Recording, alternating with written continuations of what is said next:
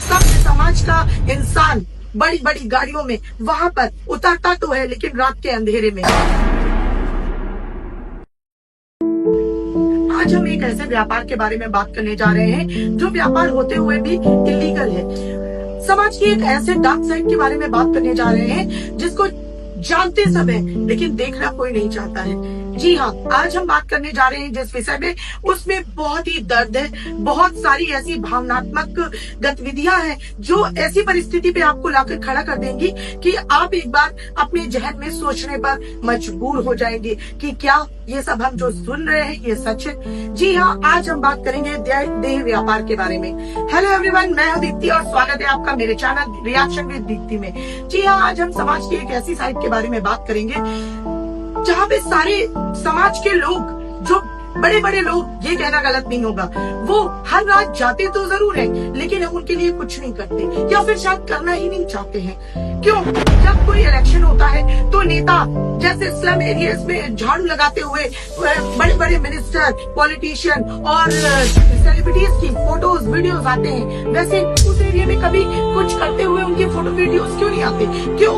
हर सभ्य समाज का इंसान बड़ी बड़ी गाड़ियों में वहां पर उतरता तो है, लेकिन रात के अंधेरे में। क्यों? दिन के उजाले में जाने से उनके सफेद दामन में दाग लगता है। क्या होता है वहाँ ऐसा? क्या है वहाँ की सच्चाई? क्या वो औरतें जो इस व्यापार में लिप्त हैं, क्या वो हमारे समाज की बहुत सारी अच्छी औरतों को या समाज को स्वच्छ करने में अपना योगदान नहीं दे रही?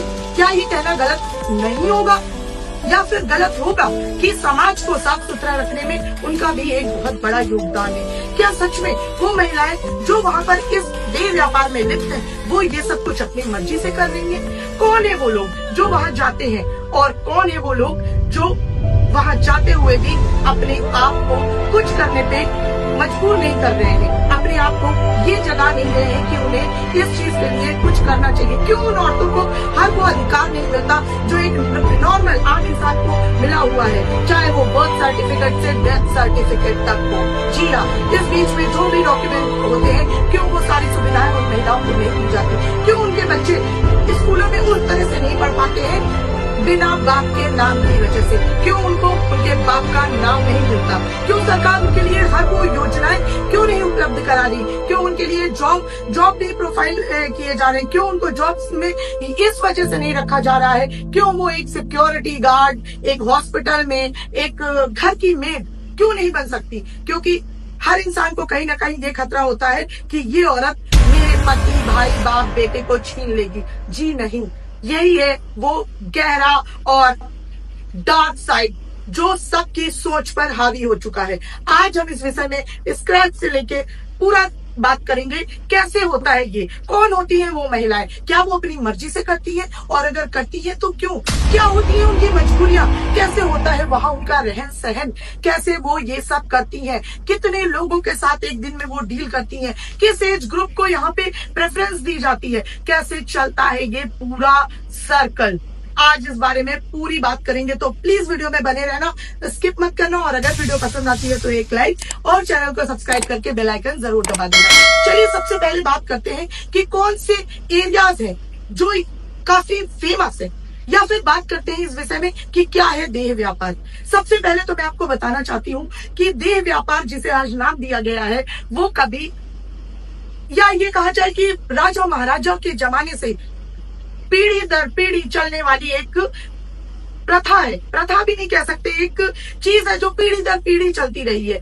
जैसे कि पहले जब मुगलों में या राजाओं के बच्चे होते थे तो उन्हें सलीका, तहजीब, नजाकत ये सीखने के लिए तवाइफों के कोठों में भेजा जाता था, और वहां पर सिर्फ नाच गाने की व्यवस्था होती थी। तब भी जिस्म फरोशी जरूर होती थी, लेकिन इस तरह टके के भाव नहीं। जी हाँ, तब उसमें भी एक स्टैंडर्ड था जो कि काफी फिल्मों में दर्शाया गया है और हमने काफी करीब से देखा हुआ है।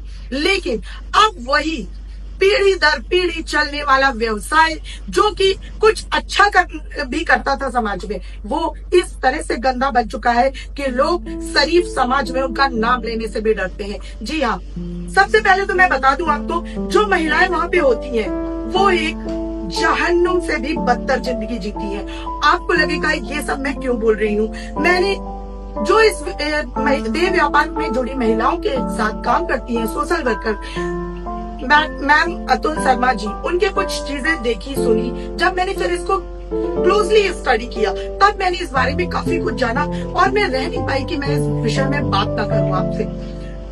उन्होंने बताया, जैसे कि मैंने सुना और काफी मैंने ऑब्जर्व भी किया, मतलब पता किया और पढ़ा, इसके बारे में स्टडी की, तो मुझे ये पता चला वहां पर, जैसे कि आपने गंगूबाई फिल्म में देखा होगा, वो जो चबूतरा जिसमें पर्दा लगा के आलिया भट्ट नहा रही होती है, वो एक चबूतरा जो होता है वो हर जगह मौजूद होता है। जी हाँ, और वही चबूतरा उनकी जिंदगी होता है। कैसे होता है आपको बताती हूँ। सबसे पहले तो वहां पर जो महिलाएं होती हैं वो अपनी मर्जी से ये काम नहीं कर रही होती है। जी हाँ, अपनी मर्जी से कोई भी महिला वहां देह व्यापार में नहीं जाती है। लेकिन हाँ, मैं ये भी साइड आपको बताना भूलूंगी नहीं कि अब इंटरनेट पे ये जो चल रहा है वो अपनी मर्जी से ही किया जा रहा है और ये किसी भी वेश्यावृत्ति से कम नहीं है, जो कि इंटरनेट पे बहुत ही धूम के साथ चल रहा है और हम इसे मजे में स्क्रॉल करके देखते रहते हैं। इसके चलते आज लड़कियां अपनी मर्जी से अपने कपड़े उतार रही हैं। क्यों? क्योंकि उन्हें फेम चाहिए। कैसा फेम है ये? किस तरह का फेम है ये? लेकिन कुछ लड़कियां, जैसे कि हॉस्टल में रहने वाली, बड़े बड़े शहरों में जाके काम करने वाली, पढ़ने वाली, जब वो अपनी लग्जरी पूरी नहीं कर पाती तो वो अपनी मर्जी से भी इस प्रोफेशन को चुन रही है, जो कि हाई प्रोफाइल तरीके से काम करता है। उसका भी एक अलग सर्कल होता है। लेकिन अभी हम पहले बेसिक से शुरू करते हैं। बेसिक में ये होता है, सबसे पहले तो मैं आपको बता दूं, जैसे कि कोलकाता में सोनागाछी, दिल्ली में जीबी रोड, मुंबई में और मेरठ में काफी फेमस वेश्यावृत्ति की जगहें हैं, जो कि हम सबको पता है। मुंबई के कमाठीपुरा पे आपको पता ही है, इतनी बड़ी फिल्म बनी, हम सब ने देखी है। तो फिर मैं आपको बताती हूँ, वो लड़कियां किसी ना किसी तरह अपनों से ही ठगी हुई होती है।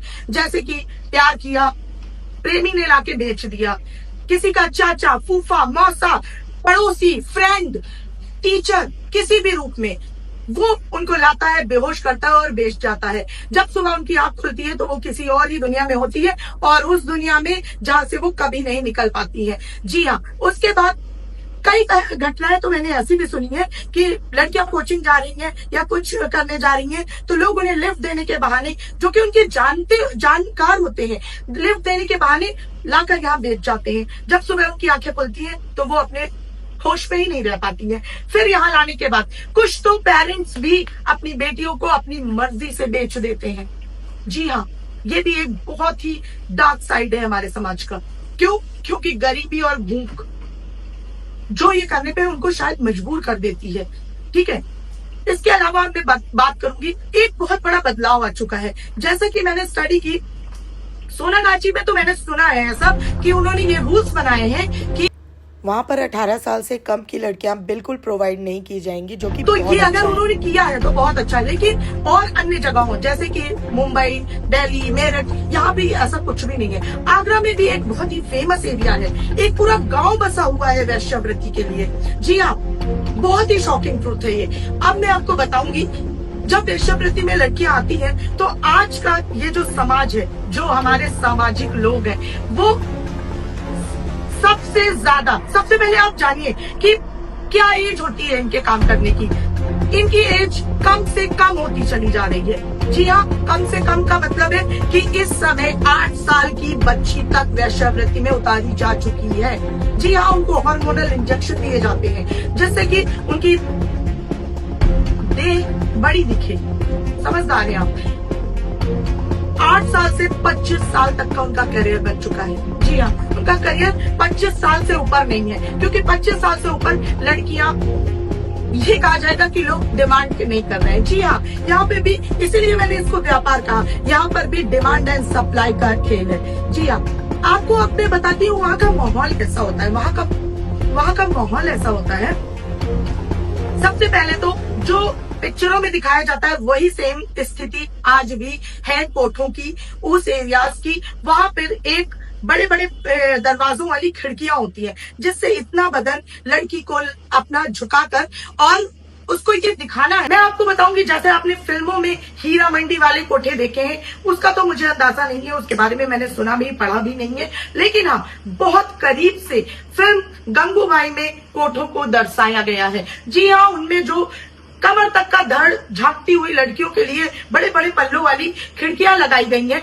वो बिल्कुल एक्चुअल है। आज भी कोठों में ऐसी खिड़कियां मौजूद हैं, जिससे इसके पीछे भी एक मोटिव है, क्योंकि आप वहां पे देखने में कितने खूबसूरत हो, आप काले हो कि गोरे, इससे कोई फर्क नहीं पड़ता है। उनको फर्क सिर्फ आपके बॉडी पार्ट से है, किसका कितना सुडौल और बेडौल बॉडी पार्ट है, सिर्फ उससे मायने रखता है। तो ये तो हुई। अब अंदर झांकते हैं कोठों के थोड़ा सा। आपको मैं बता दूं, वो 2x2 से भी छोटा कमरा होता है और उसमें वो चबूतरा होता है। और आपको मैं अगर एक सबसे दयनीय घटना जो मैंने सुनी अगर आपको बताऊंगी तो आपका दिल दहल जाएगा। जी हाँ, उस कोठे में जो चबूतरा बना होता है वही पूरी जिंदगी होता है उस औरत की। क्यों होता है? क्योंकि जब तक वो जो बेड पड़ा है उस बेड में आप तब तक रहेंगे जब तक आपके पास कस्टमर है।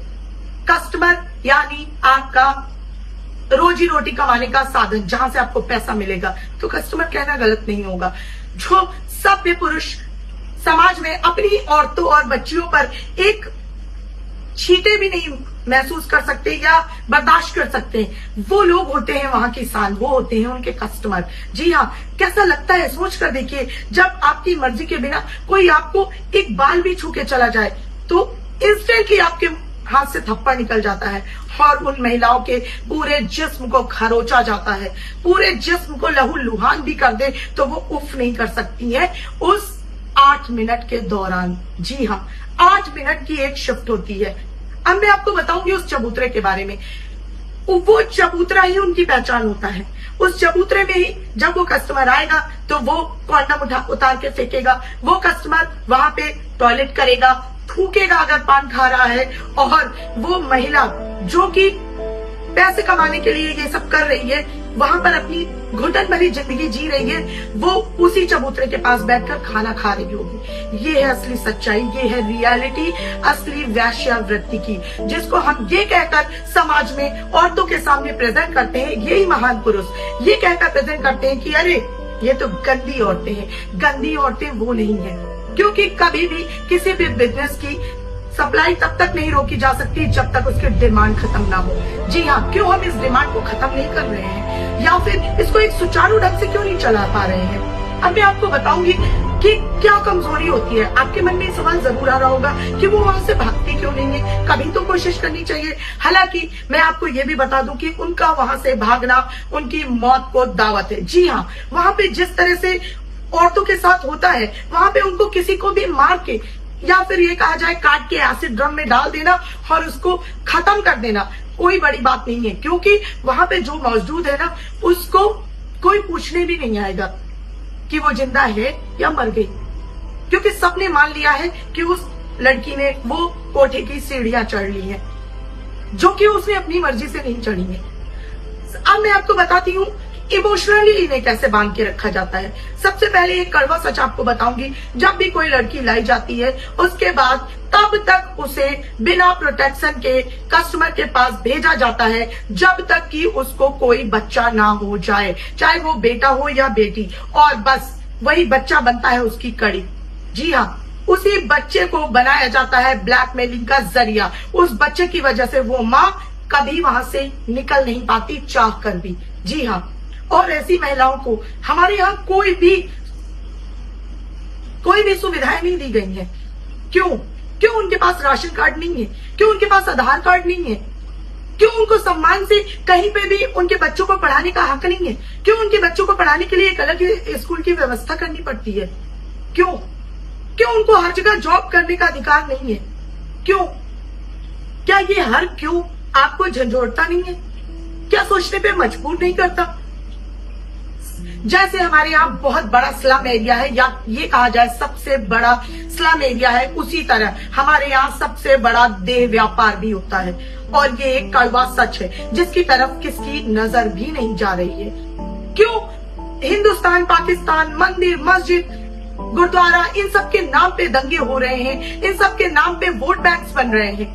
क्यों किसी ने अब तक कोशिश नहीं की कि इस बार हम देह व्यापार को खत्म तो नहीं कहूंगी, लेकिन उसको अच्छे से चलाने के विषय में इलेक्शन लड़ेंगे या अपने इलेक्शन का भार देह व्यापार को बनाएंगे। जबकि ये बहुत ही कड़वा सच है जो पुराने से अब तक चला आ रहा है कि दुर्गा माँ की मूर्ति उसी कोठे की मिट्टी से बनती है, और ये सत्य है, बिल्कुल सत्य। जी हाँ, ये थी कुछ बातें जो मुझे लगा कि मुझे आपसे डिस्कस करनी चाहिए। और भी बहुत कुछ है, और भी ऐसी बहुत सारी सच्चाइयां हैं जिनसे हम रूबरू ही नहीं है, जिसके बारे में हम जानना ही नहीं चाहते। इस वीडियो से मैं आपको सिर्फ इतना समझाना चाहती थी कि जहां पर भी ये वेश्यावृत्ति के बाजार हैं, वहां पर हर जगह एक पुलिस चौकी होगी, एक रेस्क्यू ऑफिसर जो होगा वो अपॉइंट किया जाएगा गवर्नमेंट की तरफ से। लेकिन वो काम करते हैं? कोई चेक करने चाहता है? या फिर हर धंधे की तरह उनका भी एक कट सेट होता है और वो कट उनको टाइम टू टाइम पहुंचा दिया जाता है, और फिर ऊपर उठ रही चीखें जो कि इंजेक्शन के दर्द से और अत्याचार के नोचने के दर्द से आती हैं, वो उनको सुनाई देना बंद हो जाती है। क्यों इस समय सोशल वर्क के तौर पे सिर्फ गिनती में, उंगलियों में गिन सके ऐसे चंद लोग ही इस पे काम कर रहे हैं, जिसमें से अतुल शर्मा मैम है, उनको मैंने देखा है, वो 30 सालों से इसके बारे में काम कर रही है और बहुत अच्छा काम कर रही है। यूनिसेफ भी इसके बारे में काम कर रहा है, लेकिन अभी गवर्नमेंट से उसको वो सपोर्ट नहीं मिल रहा है इस वजह से। या फिर एक एग्जांपल आपको बताती हूँ, जैसे कि यूनिसेफ जब पोलियो के लिए काम करता है तो आप देखते होंगे बड़े बड़े सेलिब्रिटी उसको इंडोर्स करते हैं, उसमें अपना योगदान देते हैं, अपने पिक्चर देते हैं, अपने आप को फिल्माने का मौका देते हैं। लेकिन कभी जब इस तरह के काम हो रहे होते हैं तो क्या कभी वो इस तरह का एफर्ट लगाते हैं? कभी आपने देखा कि चुनाव से पहले कोई नेता स्लम एरिया की जगह प्रोस्टिट्यूशन जहां पे हो रहा है उस एरिया में जाके झाड़ू लगा रहा है, या उनके कमरों में देख रहा है? कोई इंस्पेक्टर जाके ये चेक करता है कि उनको कैसा खाना प्रोवाइड हो रहा है? कोई जाके ये चेक करता है कि उनका इलाज कहाँ पे हो रहा है, हो भी रहा है या नहीं? जी हाँ, बहुत ही दर्द से गुजर रहा है ये व्यापार, और इस समय अब वक्त आ चुका है कि हर चीज की तरह जैसे ये भी हमें, अगर ये व्यापार नहीं होगा कहीं ना कहीं, तो हम समाज में अभी जितने असुरक्षित हैं उससे भी कहीं हद तक और ज्यादा असुरक्षित हो जाएंगे। काफी समाज को साफ सुथरा रखने में इसका भी बहुत बड़ा योगदान है। इन महिलाओं ने बहुत कुछ सहकर हमें सुरक्षित रखने में एक छोटी सी बूंद मात्र ही मदद सही मगर कर रही हैं, और पहले से करती आ रही हैं। इसलिए क्या हमारा फर्ज नहीं बनता कि अब हमें समाज के इस डार्क साइड को देखना चाहिए, इसके लिए आवाज उठानी चाहिए, और एक दिन का मात्र भी अगर हम कुछ भी कर सकें, चाहे वो सरकार से मेरी गुजारिश है या फिर नॉर्मल भी लोग जो कर सकते हैं, जिनको लगता है कि उनको कुछ करना चाहिए, इसके बारे में कुछ नहीं करना चाहिए। क्या उन बच्चों को अच्छी शिक्षा का, जिनके बाप का पता नहीं है या उनके बाप का उनको नाम नहीं मिला हुआ, वो बच्चे डॉक्टर, इंजीनियर, लॉयर या इंस्पेक्टर नहीं बन सकते हैं? इस बारे में सोचिएगा जरूर। ऐसे ही वीडियो के साथ मैं फिर आती रहूंगी, और तब तक बने रहिए वीडियो में। अगर वीडियो अच्छा लगा है तो प्लीज लाइक करिएगा और कमेंट करके अपनी राय जरूर दीजिएगा, और हाँ, चैनल को सब्सक्राइब जरूर करिएगा। चलिए मिलते हैं नेक्स्ट वीडियो में। जय गुरु जी।